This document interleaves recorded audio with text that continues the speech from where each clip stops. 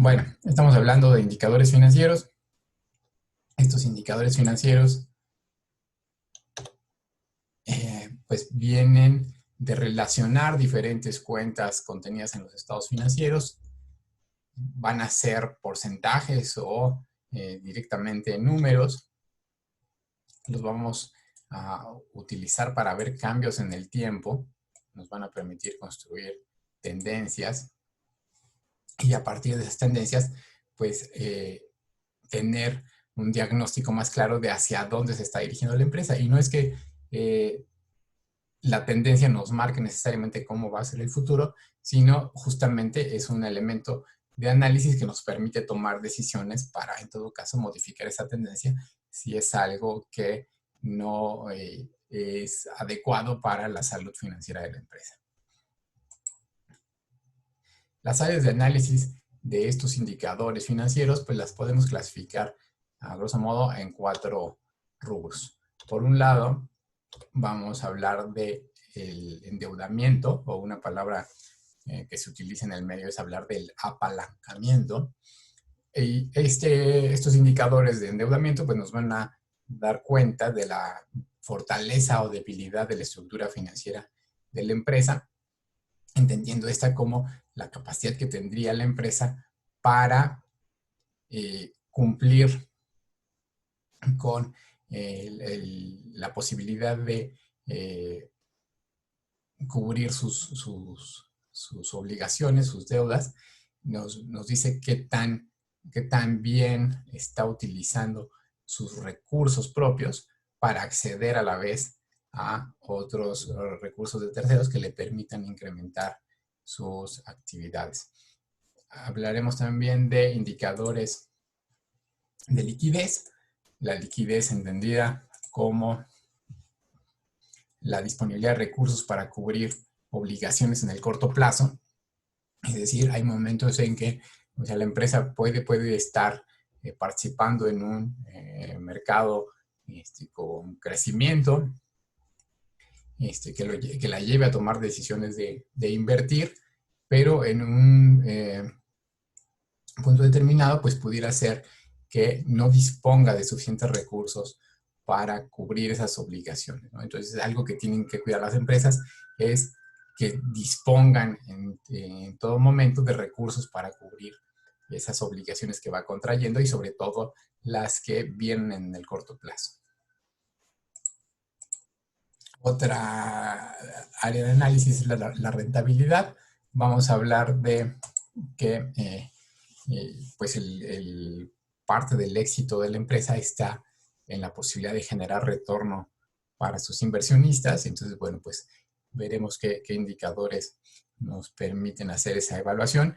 Y finalmente, hablar de un indicador de eficiencia, entendido como una medida de la racionalidad en el uso de los recursos, ¿no? O sea, ¿qué tanto está valiendo la pena que le dedique recursos a esa actividad, pensando que estos podrían ser excesivos en relación a lo que me está reportando como tal mi operación?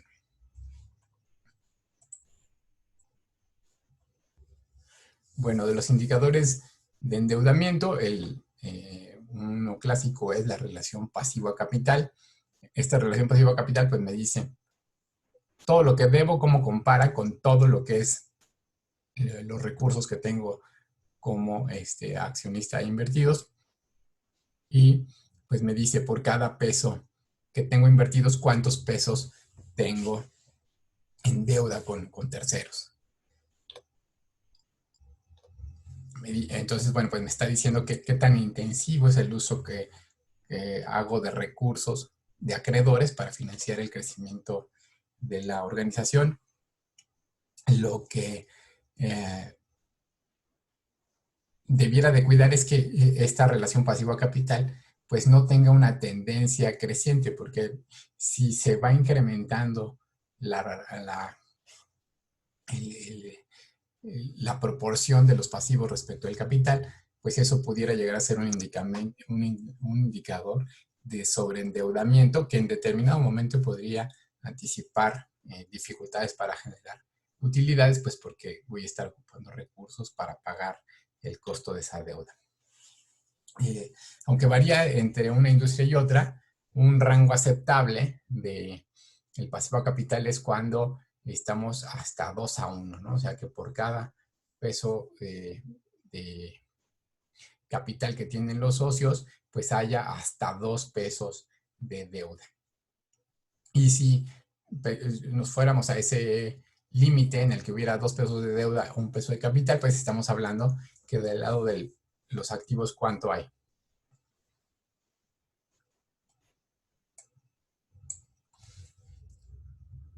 Si los pasivos son 2, el capital es 1, ¿cuánto sería los activos que tendría la empresa? 3, ¿no? 3. ¿No? Acuérdense que siempre se tiene que cumplir esa proporción de que el activo es igual a la suma del pasivo más el capital, ¿no? Entonces, bien Ismael, pues los activos tendrían que ser 3, hablando en esta simplificación de que si el pasivo es 2 y el capital es 1 para estar en este límite razonable de 2-1, pues entonces los activos son 3, ¿no? O sea, de 3 pesos que tiene la empresa en bienes, 2 se financiaron con pasivos y 1 con el capital de la propia empresa.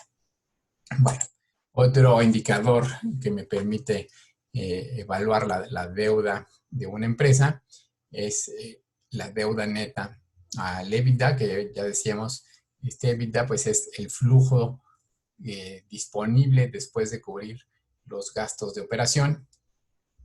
Pero a ver, veámoslo por partes.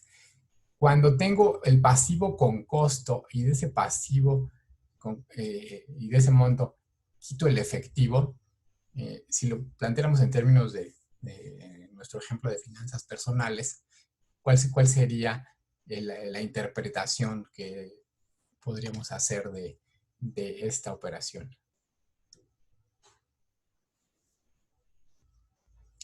¿Cuál era nuestro ejemplo de pasivo con costo?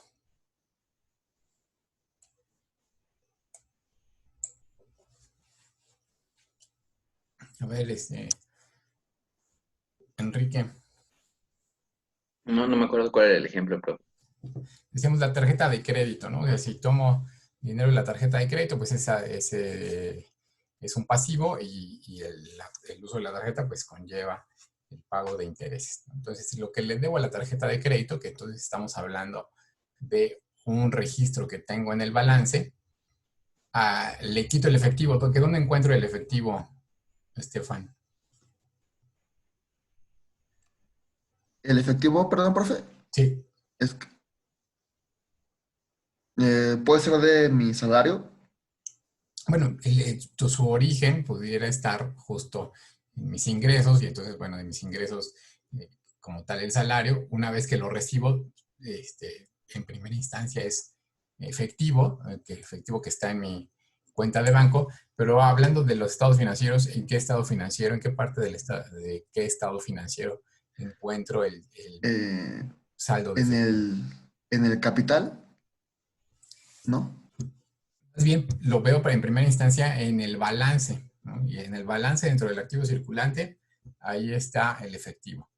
Y su contraparte del lado del pasivo y capital, pues ese efectivo que tengo, o bien lo pedí prestado, o bien es mío, y entonces, bueno, pues ahí estaría justo el equilibrio entre la parte del activo y el balance más capital.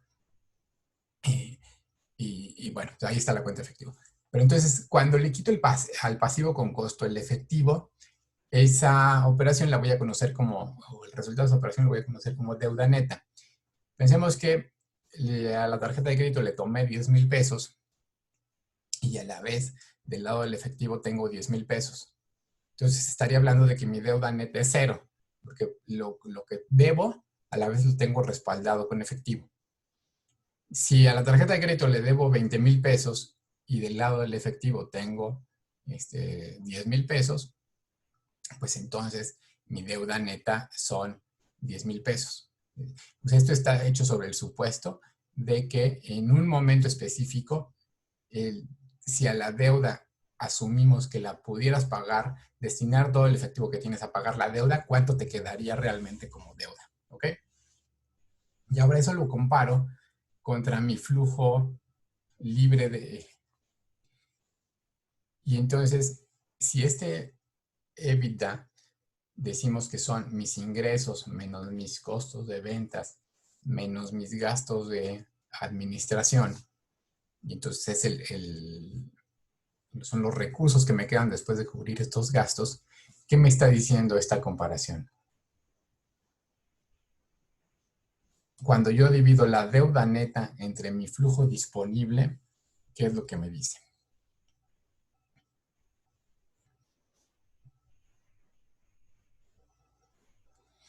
Si seguimos con nuestro ejemplo de finanzas personales, con el equivalente en finanzas personales, diríamos, a ver, de mi salario, cubro mis gastos asociados a mi actividad profesional y además cubro el resto de mis gastos. Entonces vamos a pensar que mi salario son 10,000 pesos y que entre los gastos directos de mi actividad y mis otros gastos fijos se me van 8,000 pesos, que me quedan 2. Esos 2,000 pesos que me quedan, a la hora de que los comparo contra mi deuda neta, ¿qué es lo que me está diciendo?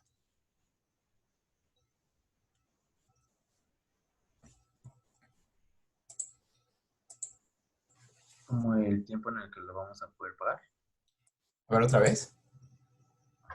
El tiempo en el que lo podremos pagar. Exacto, Eduardo. Lo que nos dice es cuánto tiempo me tardaría en cubrir esa deuda con el flujo que me queda después de cubrir mis gastos, ¿no?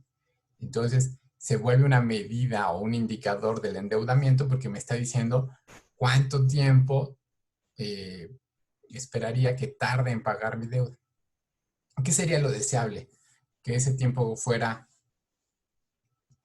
corto o largo.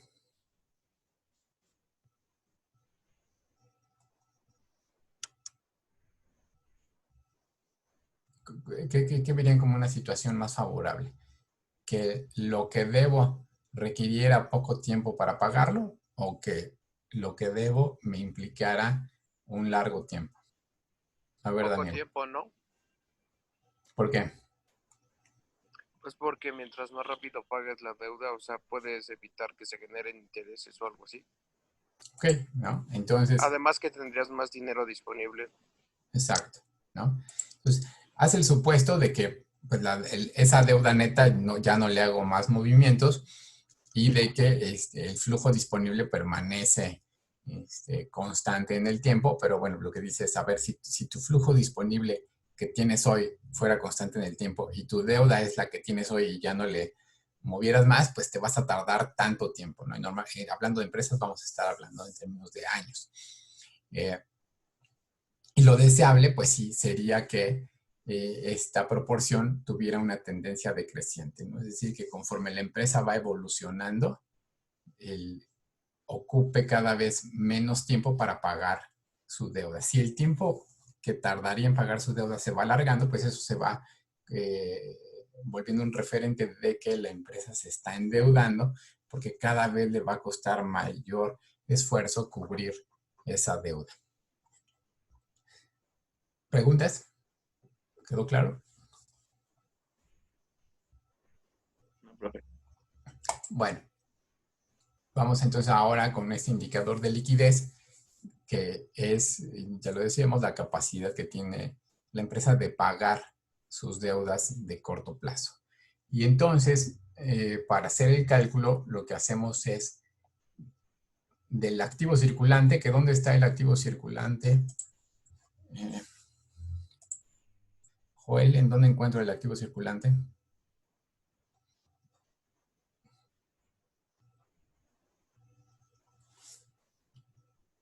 ¿Estás por ahí, Joel?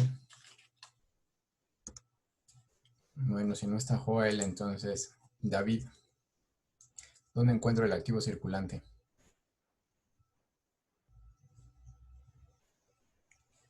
El balance Lo general. que había mencionado como si vendiera autos, pues sería momentáneo, ¿no? Algo así.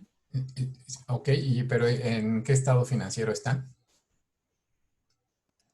En el balance, profe. Está en el balance del lado del activo y pues es la parte del activo circulante, ¿no? Ok. Y ahí le voy a quitar el inventario. ¿Dónde encuentro el inventario?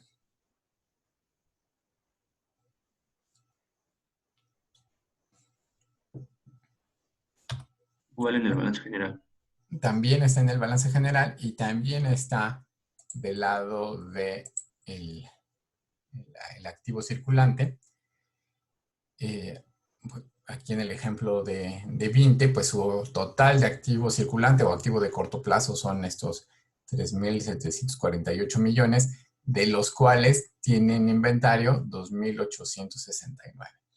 ¿Qué significa o por qué le quito al activo circulante el inventario? ¿Cuál sería la razón? Si estamos hablando de que este indicador de liquidez nos muestra la capacidad que tiene la empresa de pagar sus deudas de corto plazo, ¿cuál sería el sentido de considerar el activo circulante quitándole la parte del inventario? Decíamos que en el activo circulante fundamentalmente vamos a tener efectivo, cuentas por cobrar e inventario. Entonces, si le quito el inventario, me estoy quedando solo con el efectivo y con las cuentas por cobrar. ¿Por qué utilizo esas dos cuentas? Para efecto de evaluar la capacidad de la empresa de pagar sus deudas de corto plazo. Porque sería como el dinero que tienes a disposición, ¿no? Exacto, Daniel. En el supuesto de que, y que fue justo lo que sucedió con nuestra primera cuarentena, de un momento a otro la empresa se ve imposibilitada de generar más ingresos. Entonces, las obligaciones que ya tenía para ese momento, ¿con qué las va a poder cubrir? Pues con lo que tiene en efectivo y con lo que ya había vendido que está pendiente de cobro, porque estamos en el supuesto de que se lo van a pagar o de que esa obligación que tiene un tercero, pues de pronto la podría utilizar como, como un recurso intercambiable, ¿no? Es decir, yo te debo X cantidad, no tengo para pagarte en efectivo, pero tengo estas facturas que tengo por cobrar y las endoso a tu favor, ¿no? Entonces, de esa forma, pudiéramos pensar que los primeros recursos que tiene a la mano una empresa para pagar sus deudas de corto plazo, pues es justo lo que tiene ya en efectivo y lo que tiene por cobrar. ¿Por qué no contamos los activos fijos como una opción para pagar deudas de corto plazo?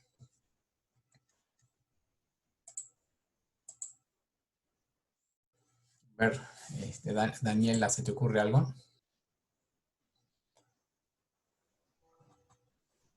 Puede ser que o sea, si las pagamos con el efectivo que tenemos, pues nos vamos a quedar sin dinero.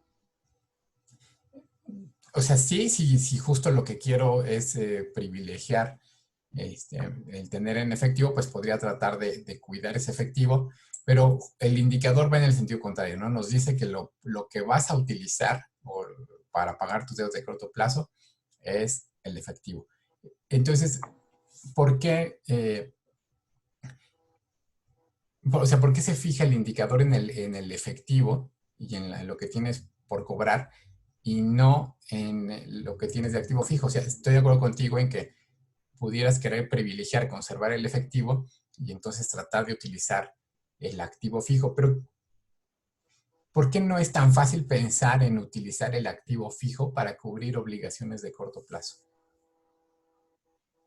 Decíamos que el activo fijo, pues su característica era que lo íbamos a estar ocupando por periodos más largos de tiempo y decíamos, bueno, pues que hay en el activo fijo, está la maquinaria que tiene la empresa, están sus instalaciones. Si pensáramos en una industria, pues es justo sus almacenes o la planta industrial, eso forma parte de su activo fijo. Entonces, ¿por qué no hace sentido pensar en utilizar el activo fijo para pagar obligaciones de corto plazo? Puede ser porque ya no, o sea, al usar esto ya no podríamos seguir produciendo nuestro producto. Entonces ya no tendríamos ingresos. Sí, de acuerdo, Eduardo. O sea, el utilizar el activo fijo nos dificultaría retomar nuestra obligación, nuestra operación en el futuro. Y en ese sentido, pues estamos dificultando la continuidad de la empresa. Pero desde el lado pensémoslo desde el punto de vista de a quien le debemos. Quien le debemos es a quien le interesa que dispongamos de recursos suficientes para pagarle por lo menos lo que le debemos en el corto plazo. Pues porque no es líquido el activo fijo. Exacto, Ismael. Ese activo fijo, si pensamos que son máquinas o si pensamos que es una planta industrial, no es tan fácil de convertirlo en dinero, en efectivo con el que podamos pagar, ¿no? Vender una planta industrial pues puede ser algo que ocupe varios meses o incluso años, y en ese sentido pues no nos sirve para pensar que con ello vamos a cubrir una obligación de corto plazo, salvo que nos fuéramos a deudas en las que te dicen pues que te reciben a cambio tu auto, ¿no? O sea, que te acepten que pagues directamente con tu activo fijo, pero ahí, por un lado, lo que dice Eduardo, a la hora de que me deshago del activo fijo, me va a costar más trabajo retomar mi operación, y además seguramente quien me aceptara el pago con ese activo fijo, pues me lo va a tomar a descuento, ¿no? O sea, me va a castigar el precio porque pues no le estoy dando recursos líquidos. Entonces, bueno, lo que nos dice el indicador es, del activo circulante, quita el inventario. ¿Por qué le quito el inventario? A ver, Linda, ¿por qué le quito el inventario?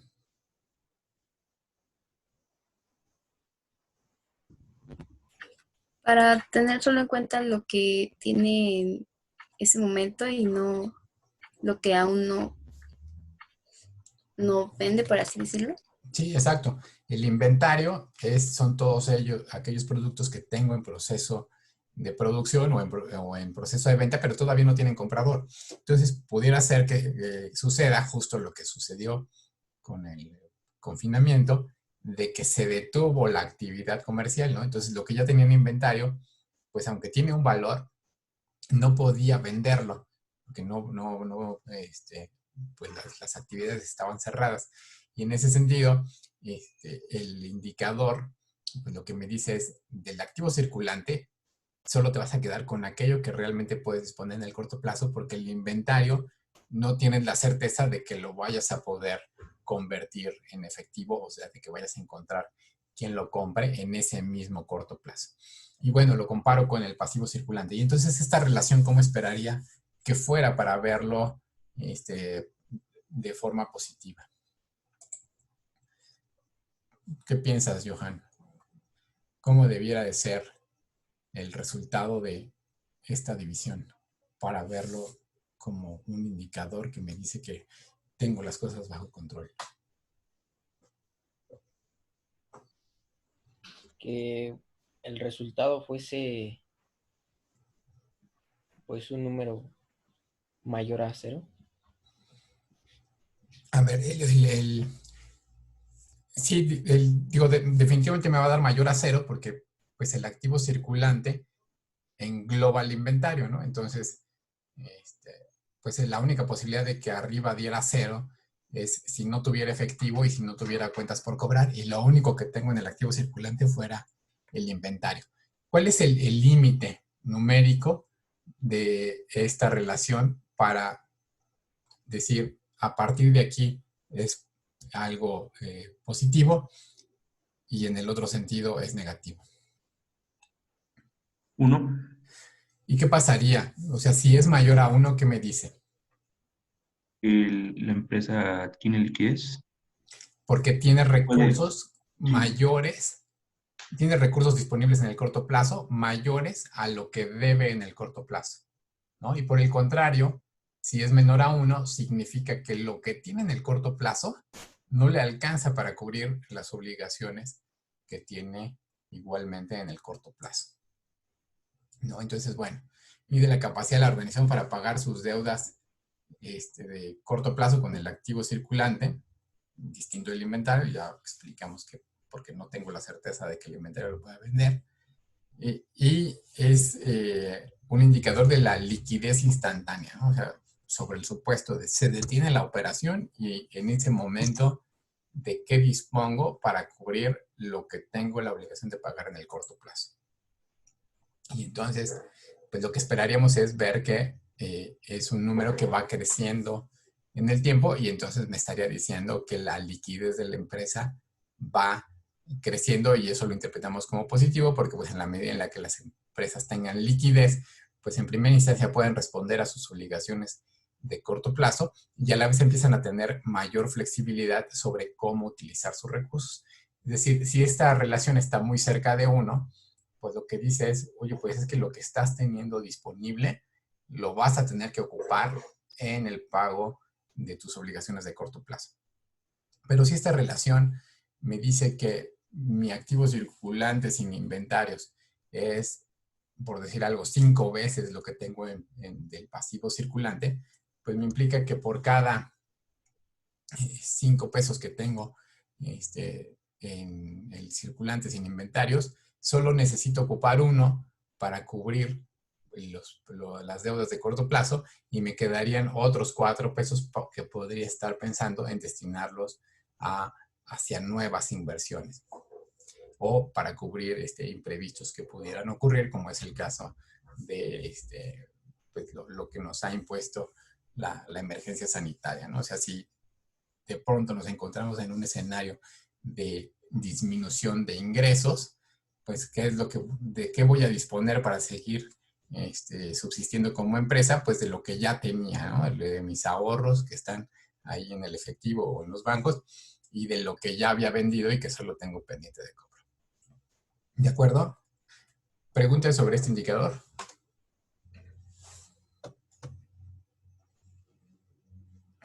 Bueno, vamos entonces con ahora los indicadores de rentabilidad.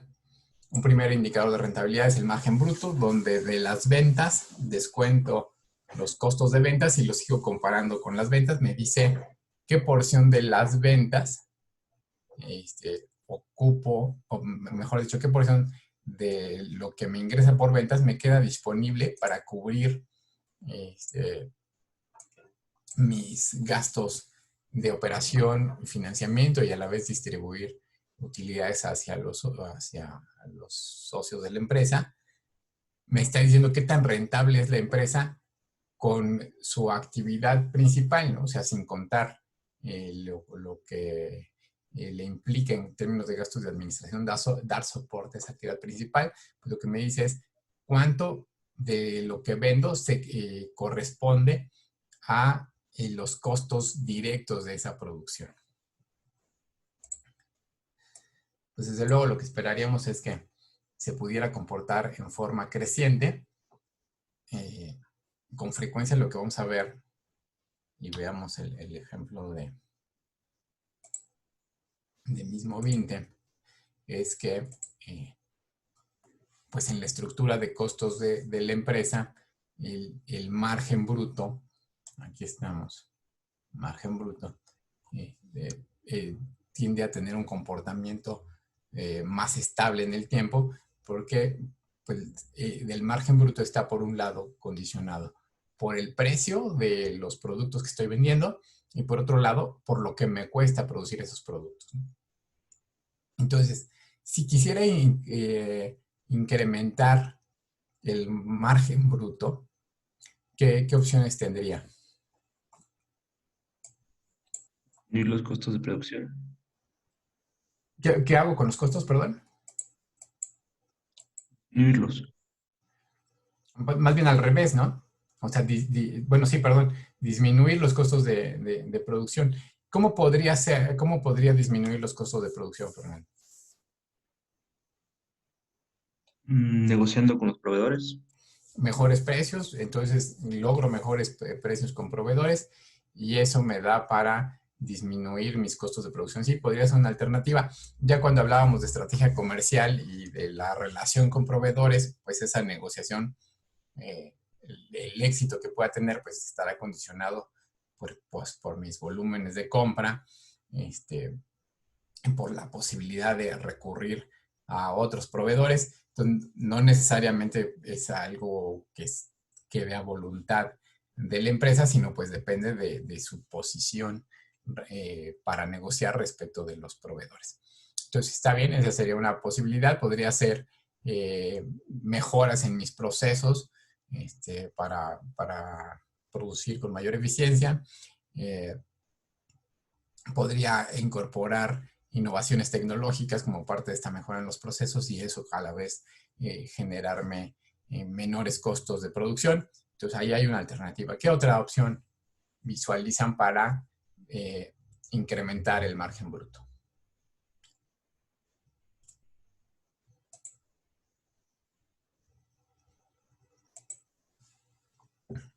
A ver, Ulises, ¿tú qué piensas? Pues no se me ocurre más que, aunque no sea bueno, pues aumentar las ventas. O sea, ajá. Okay. El incrementar las ventas, sí, o sea, incrementar los ingresos. Si nada más estuviéramos hablando de volumen, pues lo esperable es que el margen bruto simplemente se conserve porque pues tenemos la misma estructura de costos.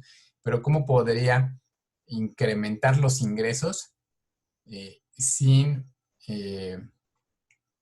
modificar mi estructura de costos? O sea, ¿cuál es la variable que me queda para incrementar ventas si es que no muevo mi volumen?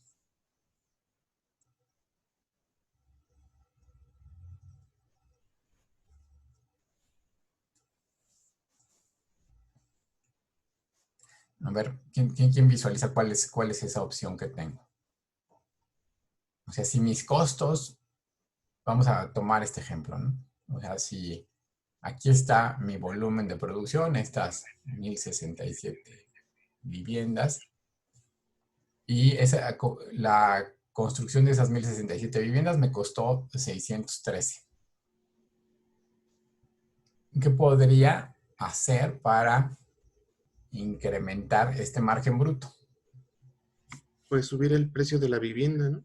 Subir el precio, bien, Rodrigo, ¿no? O sea, si el mercado me lo permite, lo que estaría buscando es incrementar los precios y al incrementar los precios, pues estaría incrementando mis ingresos y si mis costos permanecen constantes, pues tendría una mayor utilidad y luego entonces un mayor margen bruto. Bien.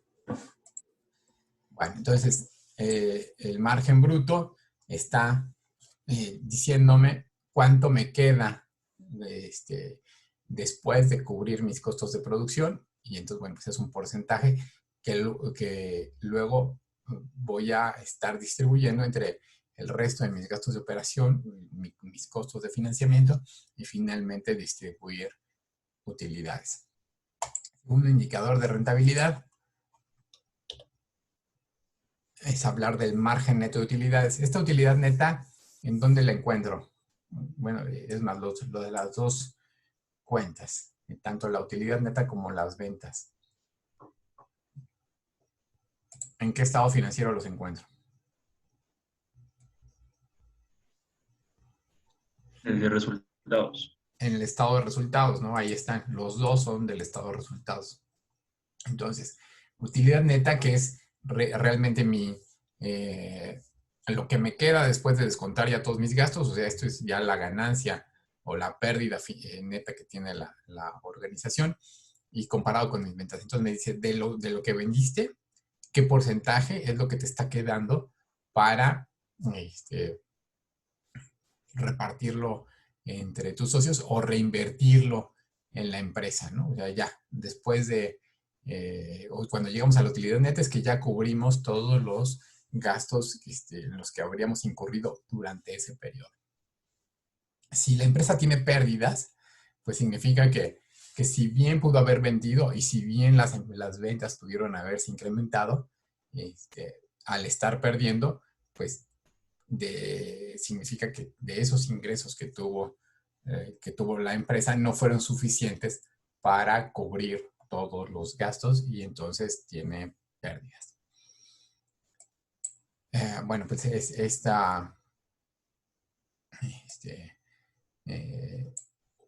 margen neto, pues ya me da el desempeño global de la organización. Y lo que estaríamos esperando, pues igualmente es que logre crecer en el tiempo, ¿no? Y entonces, bueno, pues aquí ya no solo es la posibilidad de lograr mayores ingresos a partir de mayores precios o de lograr mejorar el margen bruto haciendo mejoras en los precios de mis suministros o en mis costos de producción, sino ya estoy también incorporando la gestión que puedo hacer de mi operación, ¿no? O sea, puedo buscar reducir mis gastos de operación, la parte que corresponde a el costo financiero y entonces lo que pueda hacer para disminuir el pago de intereses, ¿no? Que ya sea buscar refinanciamientos a mejores tasas o tratar de reducir mi deuda de modo tal que el monto de intereses sea menor. Bueno, pues eso va a contribuir a finalmente llegar a una utilidad que si logro hacer mejoras en los diferentes rubros del estado de resultados, pues me pueden llevar a mejorar mi margen neto. ¿Preguntas sobre este indicador?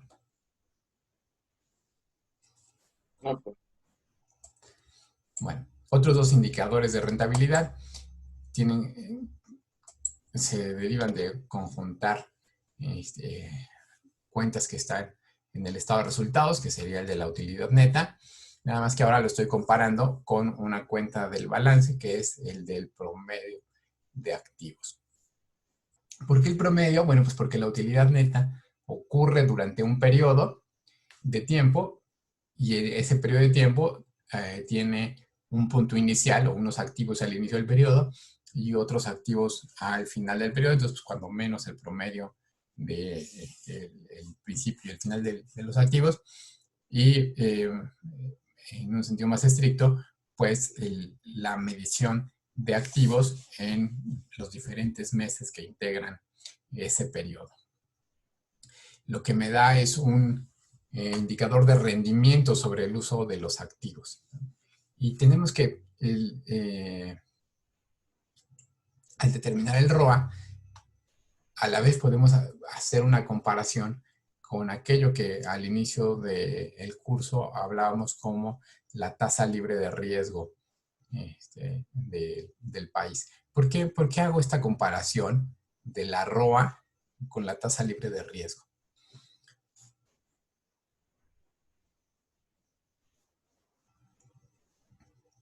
¿Qué podría decir si una empresa, su retorno sobre activos es menor que el rendimiento que me da invertir en CETES?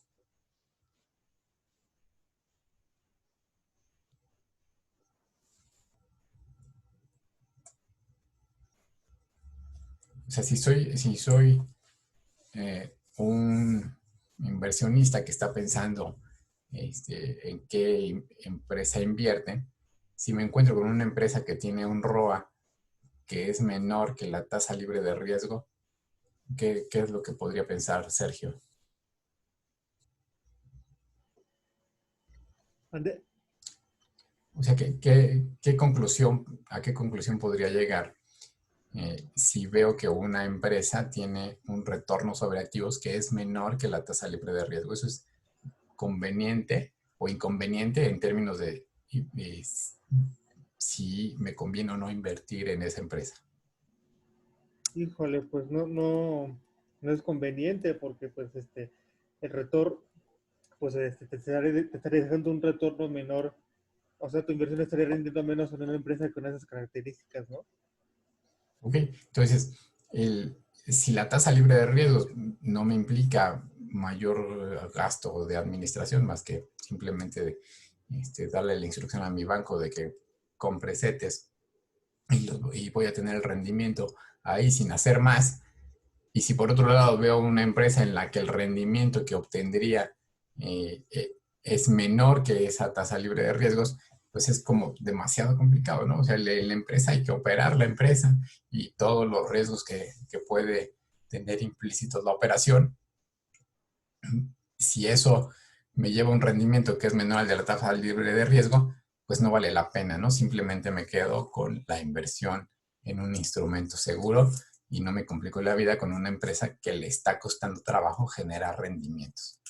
Bueno, el comportamiento que esperaría de la ROA, pues así como en los otros dos indicadores de rentabilidad, es que fuera creciente en el tiempo, ¿no? Porque pues me estaría diciendo que la empresa va logrando ser más rentable. Muy parecido a la ROA, está el ROE, que es el rendimiento sobre capital, ¿no? La E es por equity en inglés. Y entonces aquí lo que me dice es ya directamente cuál es el rendimiento que tienen los socios por la inversión realizada en la empresa, ¿no? Es decir, lo que corresponde directamente a la inversión que tienen los socios, si al final del año esta utilidad neta se reparte, pues qué les significa a los socios en términos de rendimiento sobre su inversión. Y bueno, pues desde luego que lo que más nos gustaría es que los retornos sobre capital pues fueran crecientes. Finalmente tenemos el indicador de eficiencia. Bueno, este es uno de ellos. Nos compara el gasto operativo con la utilidad bruta. ¿Dónde están estas dos cuentas? ¿En qué estado financiero los encuentro?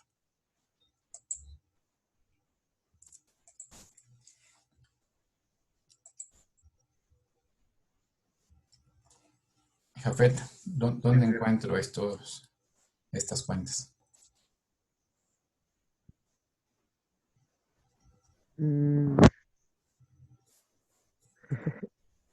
la verdad no sé en cuál. Bueno, acuérdense que aquí, cuando hablamos de lo que estamos gastando, pues eso lo vamos a encontrar en el estado de resultados. Y en el mismo estado de resultados tenemos las utilidades en sus diferentes niveles, ¿no? Entonces, la utilidad bruta, que ya lo veíamos hace un momento, viene de los ingresos, de los ingresos por ventas, descontar el costo de ventas. Ahí tenemos la utilidad bruta. Y esa lo utilizamos como referente respecto de los gastos de operación. ¿Qué significaría, Frida, que el gasto de operación fuera mayor que la utilidad bruta?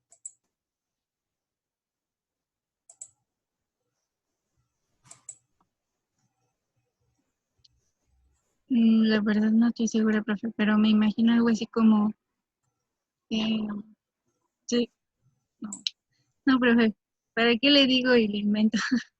Pues puedes intentarlo. Mira, a ver, si mis gastos de operación son mayores que la utilidad bruta, y entonces estamos diciendo que la utilidad bruta son mis ingresos por ventas menos mis costos de ventas, entonces significa que me estoy gastando más de lo que realmente me está dejando el negocio disponible para cubrir esos gastos.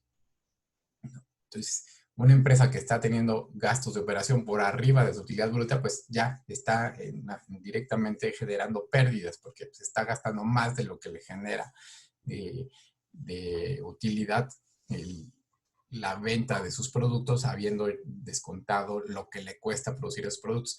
Entonces, ¿qué vamos a estar buscando? Bueno, pues que esta utilidad bruta me sirva para cubrir los gastos de operación, pero además todavía me quede una porción porque me falta pagar los gastos financieros, me falta cubrir las utilidades esperadas por los inversionistas y bueno, pues desde luego pagar impuestos si es que pues estoy generando utilidades, ¿no?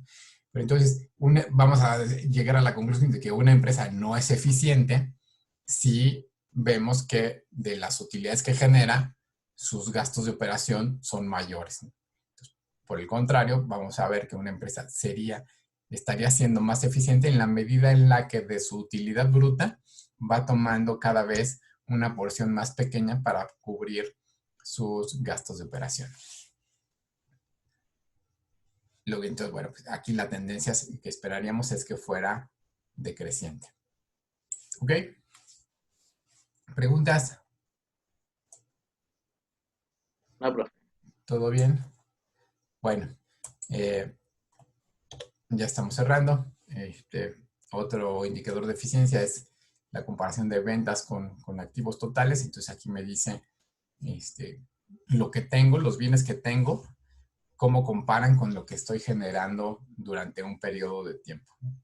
Entonces, en la medida en la que logre sacarle más provecho a mis activos, o sea, a lo que tengo, pues lo que voy a tener es una tendencia creciente. Estos indicadores, pues tengo que tener la precaución de hacer comparaciones de entrada entre empresas que se dedican o que están en un mismo sector, ¿no?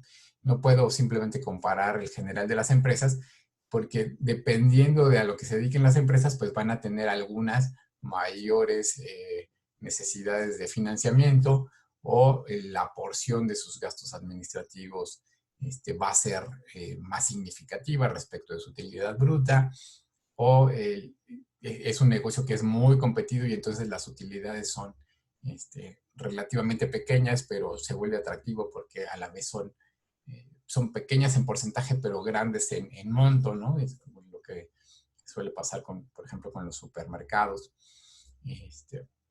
que el negocio está en vender mucho, ¿no? O sea, a lo mejor utilidades pequeñas, pero al momento de vender mucho, ahí es cuando logramos conformar montos importantes de utilidades. Estos indicadores nos van a evidenciar lo que ocurrió en el pasado, ya decíamos, nos van a demostrar cuáles son las tendencias que ha tenido la empresa, pero no nos permiten predecir el futuro, más bien están ahí puestos para que justo vayamos tomando decisiones sobre, ya que estamos viendo que nos estamos endeudando, pues entonces ponerle un freno al endeudamiento. Ya que estamos viendo que estamos volviéndonos más eficientes, pues entonces seguir por esa ruta de ser más eficientes y pensar qué vamos a hacer con los recursos que estamos logrando liberar al momento de que somos más eficientes. En fin, las conclusiones a las que podríamos estar llegando con el uso de indicadores, pues los tendremos que hacer a partir de una lectura conjunta, es decir, un solo indicador por sí solo no me va a servir para llegar a conclusiones sobre el comportamiento global de la empresa, ¿no?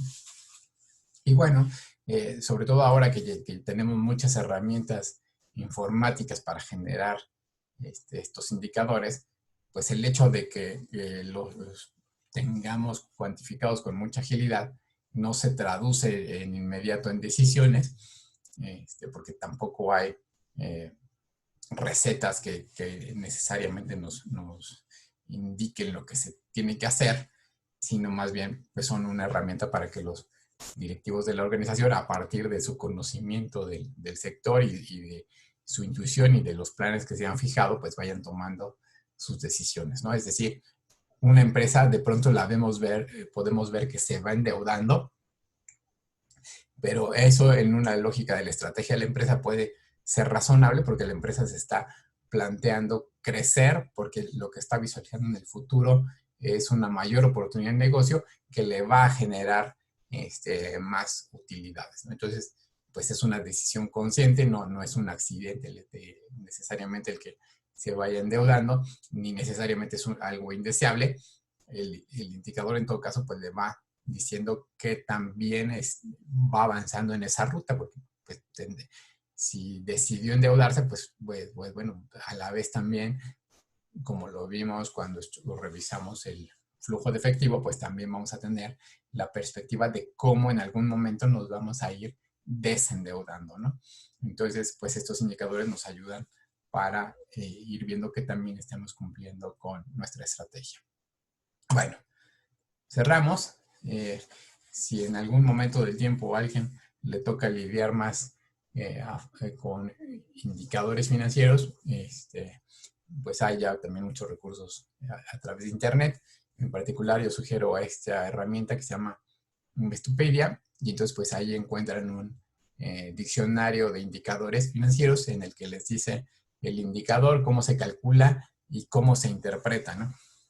Entonces, bueno, pues una es que hayan puesto atención a esta sesión y otra es que pues se acuerden que está esta herramienta y bueno, pues en algún momento de duda puedan recurrir a ella.